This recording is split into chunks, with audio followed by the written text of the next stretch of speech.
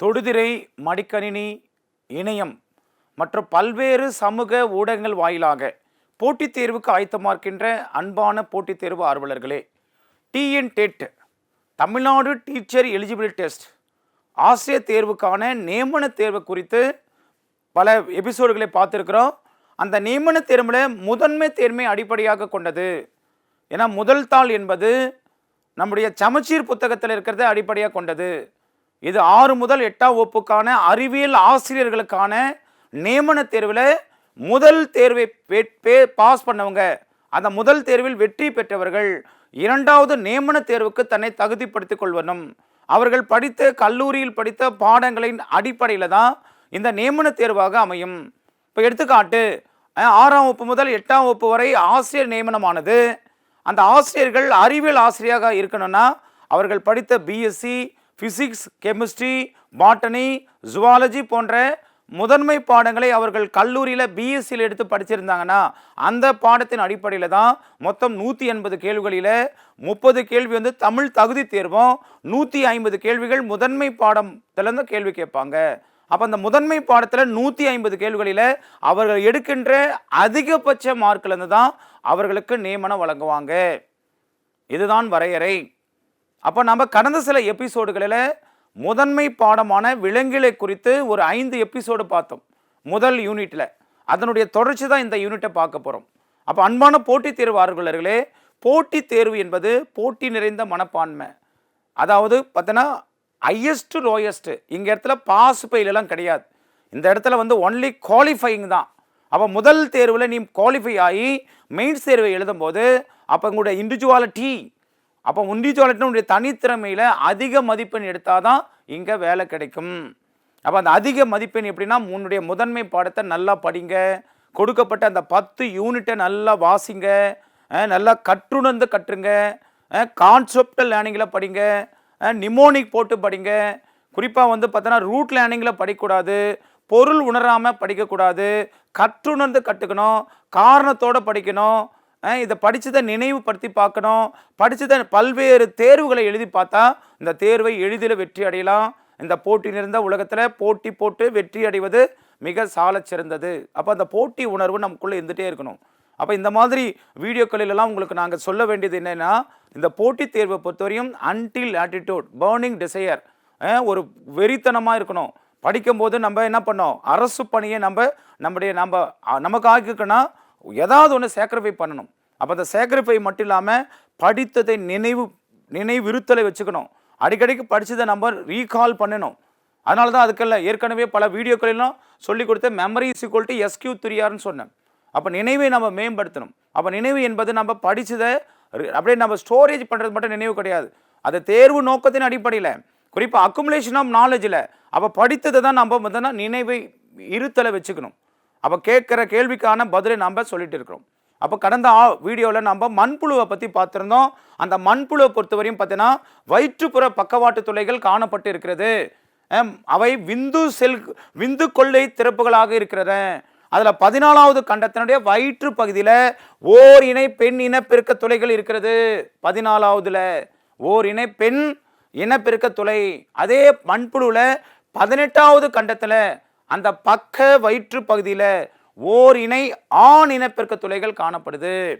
அப்போ இந்த கழிவு நீக்கத்திற்கான, குறிப்பாகவே கழிவு நீக்க உறுப்பு என்றால் நம்மளுக்கு நல்லா தெரியும் நெப்ரிடியம். இந்த நெப்ரிடிய துளைகள் எப்படி இருக்குன்னா எண்ணற்றவை. இப்போ நம்ம இதில் கூட பார்த்தீங்கன்னா நம்ம கழிவு நீக்க உறுப்பு குறிப்பாக கிட்னி இல்லையா, அப்போ கழிவு நீக்கத்தின் அடிப்படை அழகு, அப்போ சிறுநீரகத்தின் அடிப்படைக்கு நெஃப்ரான் சொல்கிறோம். அந்த நெஃப்ரான் கூட நம்முடைய உடம்புல பல மில்லியன் கணக்கில் இருக்குது. அதே மாதிரி தான் மண்புழுடைய கழிவு நீக்கத்திற்கான நெப்ரிடிய துளைகள் எண்ணற்றவை. சில முன்பகுதி கண்டங்களை தவிர உடலின் பிற எல்லா கண்டங்களிலும் இந்த நெப்ரிடிய துளைகள் காணப்படுதான். முன்பக்கத்தை தவிர்த்து அப்போ பிற எல்லா கண்டங்களிலும் உள்ள இத்துளைகளின் வழியாக வளர்ச்சித மாற்ற கழிவுகள் வெளியேறுகிறது. வளர்ச்சித மாற்ற கழிவு வெளியேறுமா? அப்போ இந்த நெப்ரிடிய துளைகள் குறிப்பாக வந்து பார்த்தோன்னா முன்பகுதி கண்டங்களை தவிர எல்லா பகுதியிலும் காணப்படுது. அடுத்து பாருங்க, உள்ளுறுப்பு அமைப்பு. இந்த மண்புழுவின் உடல் சுவர் ஏற்கனவே பார்த்த நம்ம மிகவும் ஈரத்தன்மையுடன் இருக்கும். அங்கே ஒரு உடல் குழி இருக்கும். அந்த உடல் குழியில் 10வது கண்டத்தில் உடற்குழி, அந்த உடற்குழி தான் திரவம் வரும். அந்த திரவம் தான் மண்புழு எப்பவுமே ஈரத்தன்மையோடு வச்சுக்கணும் பார்த்தோம். அப்போ ஈரத்தன்மையுடன் மெல்லிதாகவும் மென்மையானதாகவும் தோல் போன்றும் மீள்தன்மையுடனும், மீள்தன்மை எலாஸ்டிட்டி, மீள்தன்மையுடனும் காணப்படும். இது சுவரில் அப்போ இந்த உள்ளுறுப்பின் சுவரில் கியூட்டிக்கல்னு ஒரு பகுதி, எபிடெர்மிஸ் தசைகள் மற்றும் உடற்குழி, அந்த உடற்குழிக்கு வந்து எபித்திலிய, இது எல்லா அடுக்குகளும் காணப்படுது. உள்ளுறுப்பு மண்புழுடைய உள்ளுறுப்பு அமைப்பில் ஃபஸ்ட்டு ஈரத்தன்மையுடன் இருக்கும், மெலிதாக இருக்கும், மென்மீதானது இருக்கும், மீள்தன்மையுடன் இருக்கும். ரெண்டாவது வந்து கியூட்டிக்கல், எபிடெர்மிஸ் தசைகள், உடற்குழி, எபித்திலியம் போன்றவை காணப்படுமா. அடுத்தது பாருங்க, இதை இந்திய வகையில் குறிப்பாக தமிழ்நாட்டில் பரவலாக காணப்படுகின்ற இந்த லாம்பிடோ மாரிட்டி, மெடாஃபயர் போஸ்துமா, இது ரெண்டுமே சிற்றினங்களுக்கிடையே புற அக பண்புகள் காணப்படும். லாம்பிடோ மாரிட்டியே, மெட்டாமியர் போஸ்துமா, இது ரெண்டுத்துலையுமே எப்படி இருக்குன்னா சிற்றினங்களுக்கிடையே புற அக பண்புகள் காணப்படுமா. அப்போ பாருங்க, இந்த ரெண்டுத்துக்குள்ள வேறுபாடுகள் பாருங்க. வடிவம் மற்றும் அளவில் இந்த லாம்பிடோ மாரிட்டி தமிழ்நாட்டில் பரவலாக காணப்படுகின்ற மண்புழு. இந்தியாவில் 3 வகையான மண்புழுவில் இந்த லாம்பிடோ மாரிட்டி பரவலாக காணப்படுது.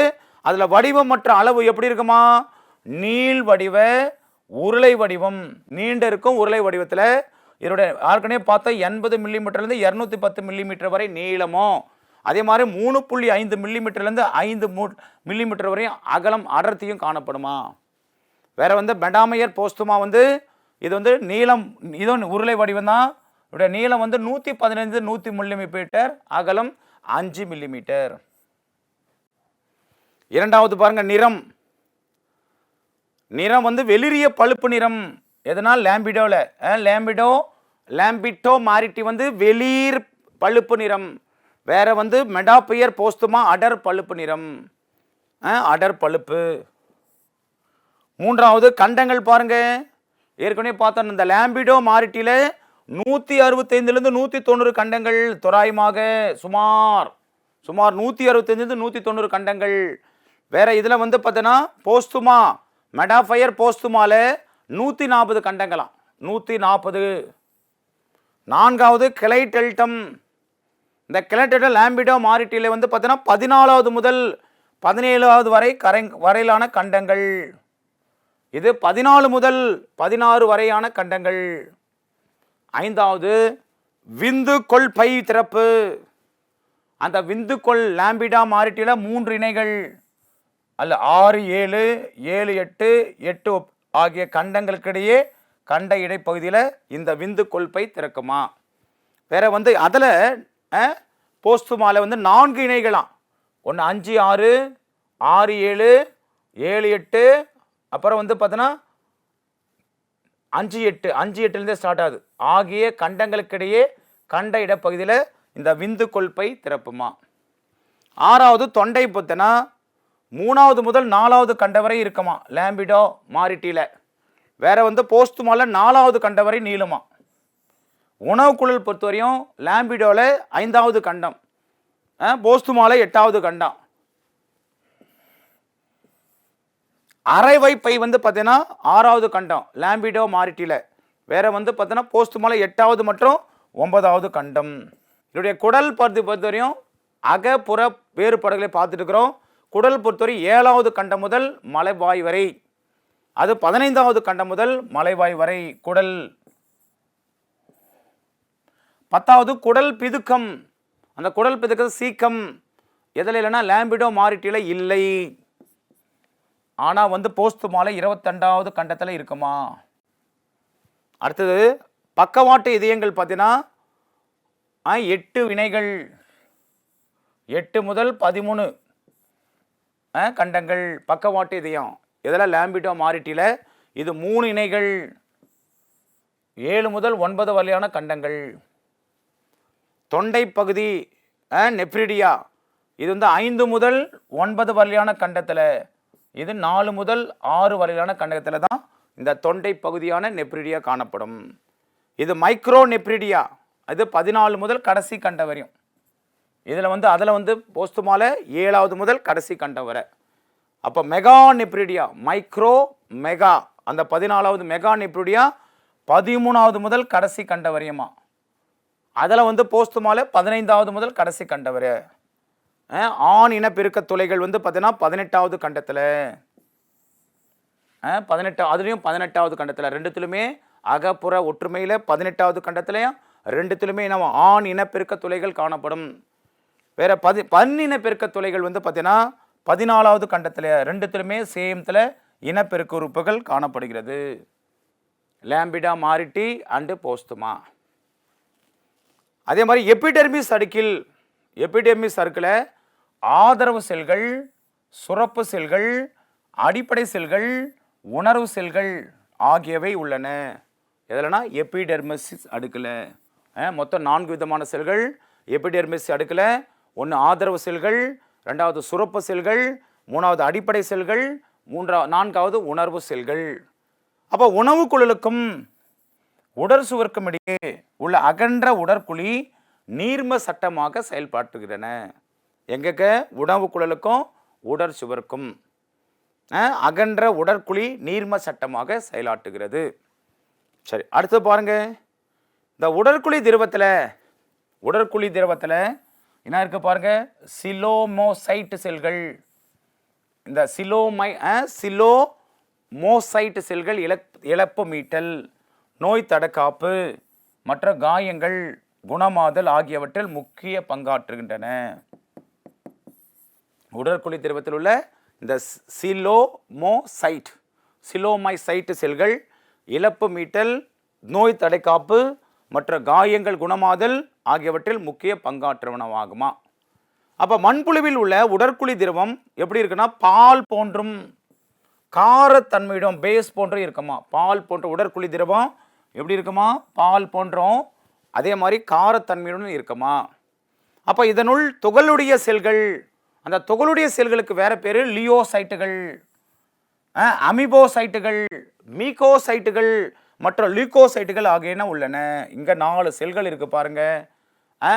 அதாவது மண்புழுனுடைய துகளுடைய செல்கள், அந்த துகளுடைய செல்கள் என்னன்னா லியோசைட்டுகள், அமினோசைட்டுகள், மீகோசைட்டுகள் மற்றும் லீகோசைட்டுகள்.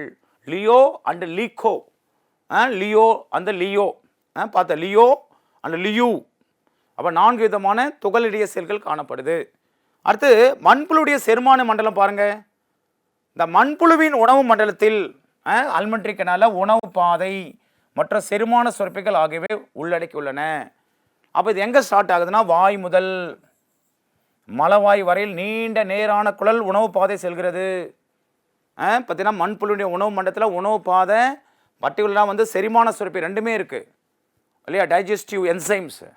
அதில் மெயினாக எங்கெந்த உணவு பாதை குழல்னா வாய் முதல் மலவாய் வரை அந்த குழல் எப்படி இருக்குமோ நீண்ட நேரான குழலாக உணவு பாதை செல்கிறது. அதே மாதிரி தான் மனிதனில் கூட மனிதனுடைய அல்மெண்ட்ரி கனால் உணவு பாதை குழல் வாய் மவுத் டு ஆனஸ் 9 மீட்டர். அதில் தான் வந்து பார்த்தீங்கன்னா 5 மீட்டர் தான் சிறுகுடல், 1.5 தான் பெருங்குடல். அதே மாதிரி தான் இங்கே மண்புழுவின் உணவு மண்டலத்தில் உணவு பாதை மற்றும் செரிமான சுரப்பிகள் காணப்படும். அந்த உணவுக்குள்ளானது வாய் முதல் மலவாய் வரை நீண்டு காணப்படுமா. 1வது மற்றும் 2வது கண்டங்களில் உள்ள வாய்க்குழியில் அதாவது பக்கல் கேவிட்டி திறக்கிறது. அப்போ வாய்க்குழியை தொடர்ந்து தான் 3வது மற்றும் 4வது கண்டங்களில் தடித்த தசையிலான தொண்டை பகுதி காணப்படுதான். அப்போ 1, 2 வாய், 3, 4 தொண்டை பகுதி. இப்பகுதியை சுற்றிலும் அந்த தொண்டை பகுதியை சுற்றிலும் தொண்டை சுரப்பிகள் காணப்படுகிறது. குறிப்பாக 5வது கண்டத்தில் சிறிய குரலான உணவுக்குழல் ஆசோபேஜ், 6வது கண்டத்தில் உள்ள தசையிலான அரைவை பையில கிசாட் முடிகிறதா. இப்போ 1, 2 பார்த்தோம், 3, 4, 5, 6 அது அழுகிய இலைகளையும் மண் துகள்களையும் அரைக்க இந்த கசாட் அரைவை பை. ஏன்னா மண் வந்து பார்த்தீங்கன்னா மண்புழுவானது குறிப்பாக மண்ணில் என்ன பண்ணும், அழுகிய இலைகளையும் மண் துகளையும் அரைக்க. அந்த எத்தனாவது கண்டனா 6வது கண்டத்தில் உள்ள தசையிலான பார்த்துங்க, 6வது கண்டத்தில் தசையிலான அரைவை பையில், அந்த அரைவை பையில் முடிகிறது. அந்த அரைவை பையிலுடைய என்னன்னா அழுகிய இலைகளையும் மண் துகளையும் அரைக்க அந்த பகுதி நம்மளுக்கு உதவுதான் மண்புழுக்கு. அடுத்தது 7வது கண்டத்தில் 7வது முதல் 1, 2 வாய், 3-4 தொண்டை, 5-6 தொண்டை பகுதியில் அரைவை குழல், 7வது கண்டத்தில் குடல் இருக்கான். இன்டெஸ்டைன் தொடங்கி இந்த கடைசி கண்டம் வரை நீண்டுள்ளது. அப்போ குடலின் முதுகுப்புற சுவரில் இந்த இரத்த நாளங்கள் நிறைந்த மடிப்பு காணப்படுகிறதா? குடலில் முதுகுப்புற சுவரில். இதுக்கு பேர் வந்து டில்லோசோல். 7வது கண்டத்தில் தான் குறிப்பாக முதுகுப்புற சுவரில் இரத்த நாளங்கள் நிறைந்த மடிப்பு காணப்படுது. அந்த இரத்த நாளங்கள் நிறைந்த மடிப்பையில் டிப்ளோசோல் என்று அழைக்கப்படுகிறார். டிப்ளோசோல். அப்போ இப்போ இந்த மடிப்புகளினால் குடலின் உறிஞ்சும் பரப்பு அதிகரிக்கிறது. இந்த மடிப்புனால இப்போ அந்த மடிப்பு இருக்கு இல்லையா, இரத்த நாளங்கள் நிறைந்த மடிப்பு காணப்படுது இல்லையா, அந்த மடிப்புகளினால்தான் குடலில் உறிஞ்சும் பரப்பு அதிகரிக்கிறதா. அப்போ இதில் எபித்திலி அடுக்கில் தூண் செல்களும், எபித்திலி அடுக்கில் தூண் செல்களும் சுரப்பு செல்களும் அடங்கியுள்ளன. அப்போ உணவு பாதை மலப்புலை வழியே வெளியே திறக்கிறது. அப்போ உண்ணப்பட்ட கரிம பொருட்கள் நிரம்பிய மண் உணவு மண்டலத்தின் வழியே செல்கையில், அப்போ அந்த மண்ணு தானே, மண்ணில் இருக்கிற அழுகிய தாவரங்களில் இருக்கிற கரிம பொருட்களில் அந்த நிரம்பிய மண்ணை இது வந்து உணவாக உட்கொள்ளும். அப்போ உணவு மண்டலத்தின் வழியே செல்கையில் இந்த செரிமான நொதிகள் செயல்பாட்டால் அந்த செரிமான டைஜஸ்டிவ்லால பெரிய சிக்கலான மூலக்கூறெல்லாம் என்ன ஆகிடுமா, எளிய உட்கிரகிக்கப்படக்கூடிய மூலக்கூறாக மாற்றம் அடைகிறது. அப்போ இந்த மண்புழுடைய படம் பாருங்க, மண்புழு படங்க பாருங்க, வாய்க்குழி, இது தொண்டை, தொண்டை சுரப்பி, இந்த உணவு குழல், அரவைப்பை, 6வதுல இந்த குடல் பாருங்க, 14 to 17. அதில் மடிப்பு பார், குடல் மடிப்பு எப்படி இருக்கு பார், மடிப்பு தான், அங்கே தான் ரத்த நாளங்கள் இல்லையா. லாம்பிடோ மாரிட்டாவின் செரிமான மண்டலம், அந்த பகுதிகளார் முக்கியம் பார்த்துங்க. அடுத்ததாக இந்த குடலின் சவ்வு வழியே இந்த மூலக்கூறுகள் உட்கிரிக்கப்பட்டு பயன்படுத்துகிறாங்க. குடலுடைய சவ்வில் இல்லையா, அந்த எல்லாமே மூலக்கூறும் உட்கிரிக்கப்பட்டு பயன்படுத்துகிறாங்க. அப்போ செரிக்காத மண் துகள்கள், செரிக்காத மலப்புலை வழியே நாங்குள் கட்டிகளாக, நாங்குள் கட்டினா வெர்மிக் ஆசிட், நாங்குள் கட்டி வெர்மிக் ஆசிட் வெளியேற்றப்படுகின்றன. அப்போ தொண்டை பகுதி சுரப்பு செல்கள், அப்போ தொண்டையில் இருக்கிற சுரப்பு செல் எதுனா உமிழ்நீர் சுரப்பிகள், குடலின் சுரப்புகள், குடலின் சுரப்பு செல்கள் ஆகியவை உணவை செரிப்பதற்கான செரிமான நொதியை சுரக்கின்றன. ஓகே, அடுத்து பாருங்க குடல் பிதுக்கம். இந்த மெட்டாபயர் போஸ்துமாவின் 26வது கண்டத்தில் ஓர் இணை குட்டையான கூம்பு வடிவ, என்ன வடிவம், கான் ஷேப்டு கூம்பு வடிவ வெளிப்பிதக்கம் காணப்படுகிறது. இந்த வெளிப்பிதக்கத்துக்கு என்ன பேர்னா குடல் பிதக்கங்கள் என்று பெயர். குடல் பிதக்கம் என்று பெயரா. அப்போ 22ஆம் கண்டம் வரை இது நீளுகிறதா, 22ஆம் கண்டம் வரை இது நீள்கிறது. ஸ்டார்ச் செரிப்பதற்கு உதவும் அமிலோலைட்டிக் நொதியை சுரக்கும். எதுலனா 22வது கண்டம் ஸ்டார்ச் செரிப்பதற்கு உதவும் அமிலோலைட்டிக் நொதியை சுரக்கும். அந்த அமிலோலைட்டிக் நொதி தான் ஸ்டார்ச்சை வந்து செரிக்கும். அப்போது செரிமான சுரப்பியாக இது செயல்படுகிறது. அடுத்தது லாம்பிடோ மாரிட்டீல போன்ற பல வகை மண்புழுக்களில் குடல் பிதுக்கங்கள் காணப்படுவதில்லை. இது நாம் எதில் இருக்குன்னு பார்க்குறோம், மெட்டாபயர் போஸ்துமாவில் இருக்குமா. வேற இந்திய வகையில் குறிப்பாக தமிழ்நாட்டில் பரவலாக காணப்படுகின்ற இந்த லாம்பிடோ மாரிட்டில மண்புழுக்களின் குடக்கள் பிதுக்கள் காணப்படுவதில்லை. அடுத்து சுவாச மண்டலம் பாருங்க, ரெஸ்பிரேட்டரி சிஸ்டம், சிறப்பு சுவாச உறுப்புகளான, அப்போ மண்புழுல கூட சிறப்பு சுவாச உறுப்புகளான செவில்கள், நுரையீரல்கள் போன்றவை மண்புழுவில் கிடையாது. செவில்னா மீன் இல்லையா, நுரையீரல்னா தவளை, அப்போ பார்த்தீங்கன்னா பல்லி, இதிலெல்லாம் சிறப்பு சுவாச உறுப்பு செவிலோ நுரையீரலோ மண்புழுல இல்லை. அப்போ உடற்சுவின் வழியாகவே, மண்புழுவின் உடற்சுவரின் வழியாகவே சுவாசம் நடைபெறுகிறது. ஏன்னா தோலின் புறப்பரப்பு அதிக இரத்த நாளங்களை கொண்டிருப்பதால், அந்த தோலில் இரத்த நாளங்கள் இருக்கும், அதனால காற்று பரிமாற்றம் எளிதில் நடைபெறுகிறது. ஓகேங்களா. அப்போ மெயினாக இதில் செவிலோ நுரையீரலோ கிடையாது, உடற்சுவர் வழியாக தான் சுவாசம் நடைபெறுகிறது. தோலின் புறப்பரப்பு அதிக இரத்த நாளை கொண்டிருப்பதால் அது காற்று சுவாசம் பரிமாற்றம் எளிதில் நடைபெறுகிறதா. அடுத்து வெளிக்காட்டில் உள்ள ஆக்சிஜன் தோலினை ஊடுருவி சென்று ரத்தத்தை அடைகிறது. வெளியில் இருக்கிற ஆக்சிஜன் எதில் போதும், ஆக்சிஜன் தோலினை ஊடுருவி சென்று ரத்தத்தை அடைகிறது. அப்போ அதே போல் கார்பன் டை ஆக்சைடு ரத்தத்திலிருந்து வெளியேறுகிறது. அப்போ காற்று பரிமாற்றம் நடைபெற ஏதுவாக அந்த மண்புழுவில் கோழை உடற்குழி திரவத்தால் தோல் ஈரப்பதத்துடன் வைக்கப்படுகிறது. எதுக்காகனா காற்று எக்ஸ்சேஞ்ச், ஆக்சிஜன் கார்பன் டை ஆக்சைடும் காற்று பரிமாற்றம் நடைபெறுவதற்காக கோழை உடற்குழி திரவத்தால் தோல் ஈரப்பதத்துடன் வைக்கப்பட்டிருக்கிறதா. அப்போ இரத்த ஓட்ட மண்டலம் பாருங்கள். அடுத்தது மண்புழுவின் இரத்த ஓட்ட மண்டலம், குறிப்பாக லாம்பிட்டோ மேரிட்டிஸில் மூடிய வகை, க்ளோஸ்டு மூடிய வகை இரத்த ஓட்ட மண்டலம் உள்ளது. மூடிய வகை.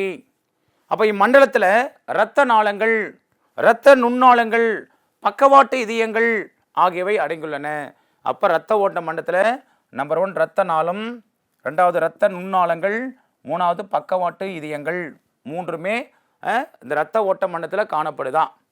அப்போ 2 பெரிய மைய இரத்த நாளங்கள் உணவுக்குழின் மேலும், 2 பெரிய மைய இரத்த நாளங்கள் உணவுக்குழின் மேலும் கீழும் உடல் நீளத்திற்கும் செல்கின்றன. அவை முறையே முதுகுப்புற இரத்த நாளம், வயிற்றுப்புற இரத்த நாளம் என்று அழைக்கப்படுகின்றன. ஒன்று முதுகுப்புற, இன்னொன்று வயிற்றுப்புற. அப்போ இந்த முதுகுப்புற இரத்த நாளத்தில் உள்ள ஓர் இணை வாழ்வுகள் அது எப்படி இருக்குன்னா பின்னோக்கி இரத்த ஓட்டத்தை தடுக்க உதவுகிறது. பின்னாடி ரத்தம் பின்னாடி போகிறத தடுக்கிறது எதுனா குறிப்பாக முதுகுப்புற இரத்த நாளம். அந்த முதுகுப்புறத்தில் உள்ள இரத்த நாளத்தில் உள்ள ஓர் இணை வாழ்வுகள் பின்னோக்கி இரத்த ஓட்டத்தை தடுக்க உதவுகிறதா.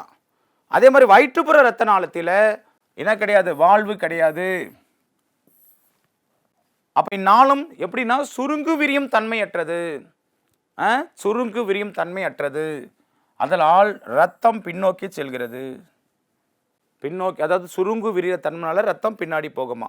அப்போ முதுகுப்புற இரத்த நாளம் வயிற்றுப்புற இரத்த நாளத்துடன் உடலின் முன்பகுதியில் 8 இணை இணைப்பு நாளங்களால் பக்கவாட்டு இதயங்களால் இணைக்கப்பட்டுள்ளன. இவை 6வது முதல் 13வது கண்டம் வரையில் அமைந்துள்ளன. இது முதுகுப்புற, குறிப்பாக முதுகுப்புற இரத்த நாளம். குறிப்பாக அதில் பார்த்தோன்னா அல்லது என்னது 8 இணை இணைப்பு நாளங்களால் அல்லது பக்கவாட்டு இதயங்களால் இணைக்கப்பட்டிருக்கிறது. இது எதில் எங்கே இருக்குன்னா 6 முதல் 13வது கண்டத்தில் அமைஞ்சிருக்குமா. அப்போ உணவு பாதையின் இருபுறம் செல்லும். இவற்றின் மூலம் முதுகுப்புற நாளத்திலிருந்து வயிற்றுப்புற நாளத்திற்கு ரத்தம் செலுத்தப்படுகிறது. உடலின் பல்வேறு உறுப்புகளிலிருந்து என்ன பண்ணா முதுகுப்புற இரத்த நாளம் இரத்தத்தை பெறுகின்றன. எது முதுகுப்புற உடலின் பல்வேறு பகுதிகளிலிருந்து இரத்தத்தை பெறுகின்ற மனுப்புழுவின் இரத்த ஓட்ட மண்டலம் முதுகுப்புற இரத்த நாள மண்டலம். அப்போ வயிற்றுப்புற இரத்த நாளம் பல்வேறு உறுப்புகளுக்கு இரத்தத்தை அளிக்கிறது. வயிற்றில் இருக்கிற அதுதான் பல உறுப்புகளுக்கு அதனுடைய உள்ள மற்ற உறுப்புகளுக்கு இரத்தத்தை கொடுக்குதான். அப்போ உடலின் முன்பகுதி கண்டங்களில் உள்ள இரத்த சுரப்பிகளினால் சுரக்கப்படும் இந்த இரத்த செல்களும் ஈமோகுளோபினும் பிளாஸ்மாவில் கறந்து இரத்தருக்கு சிவப்பு நிறத்தை கொடுக்கிறதாம். குறிப்பாக பார்த்தோன்னா ஈமோகுளோபினும் பிளாஸ்மாவில் கரைந்து இரத்தத்திற்கு சிவப்பு நிறத்தை கொடுக்கிறது. இது மண்புழுவின் இரத்த ஓட்ட மண்டலம். அடுத்ததாக மண்புழுவினுடைய நரம்பு மண்டலம், மண்புழுடைய நரம்பு மண்டலம். அப்போ மண்புழுவின் மூளையானது 2 கதுப்புகளை கொண்ட நரம்பு செல் திரள்களால் ஆனது. இது தொண்டை மேல் நரம்பு செல் திரள்கள் என்று அழைக்கிறாங்க. 2 கதுப்புகளை கொண்ட நரம்பு செல் திரள், அதுக்கு பேர் தொண்டை மேல் நரம்பு திரள். தட் மீன்ஸ் சூப்ரா ஃபரஞ்சியல் கேங்கிலியா. அப்போ புழுவின் 3வது கண்டத்தில், மண்புழுவின் 3வது கண்டத்தில் தொண்டையின் முதுகுப்புற சுவரின் மேல் அது 3-4 பார்த்தோன்னா கண்டம் தொண்டைன்னு பார்த்தோம். 1-2 வயிறு, 3-4 தொண்டைன்னு பார்த்தோம். அப்போ புழுவின் 3வது கண்டத்தில் தொண்டையின் முதுகுப்புற சுவரின் மேல் பகுதியில் அவை உள்ளன. அப்போ 4வது கண்டத்தில் தொண்டையின் கீழ் பகுதியில் தொண்டை கீழ் நரம்பு செல் திரள் உண்டு. அப்போ மூளை தொண்டை கீழ் நரம்பு செல் திரளையும் ஓர் இணை தொண்டை இணைக்கின்றன. இதுக்கு என்ன பேருனா சூழ் இணைப்பு நரம்புகள் இணைக்கின்றன. அப்போ மூளையையும் தொண்டை கீழ் நரம்பு செல் திரளையும் இணைப்பது எதுனா என்னதுன்னா சூழ் இணைப்பு நரம்புகள். அந்த சூழ் இணைப்பு நரம்புகள் தான் இணைக்கிறது. அடுத்தது இந்நரம்புகள் பக்கத்திற்கு ஒன்றாக தொண்டையின் இரு பக்கங்களில் செல்வதால் உணவு பாதையில் முன்பகுதியில் நரம்பு வளையம் உருவாகிறதாம். அதில் தொண்டைக்கீழ் நரம்பு செல் திரளிலிருந்து வயிற்றுப்புற இரட்டை நரம்பு மண்டலம் வடம் தொடங்கி பின்னோக்கி செல்கிறது. அப்போ பின்னோக்கி செல்கிறதுனால அந்த பெறப்படும் உணர்ச்சிகளை உணர்தல் மற்றும் அதற்கேற்ப தசையின் இயக்கத்திற்கு கட்டளைகளை அனுப்புவது ஆகியவற்றை யார் செய்கிறான்னா மூளையும் இந்த நரம்பு வளையத்தில் உள்ள நரம்புகளும் சேர்ந்து ஒருங்கிணைக்கிறது இல்லையா. அடுத்து பாருங்க, இதுதான் லாம்பிட்டோ மாரிட்டாவின் இரத்த ஓட்ட மண்டலம் மற்றும் நரம்பு மண்டலம்.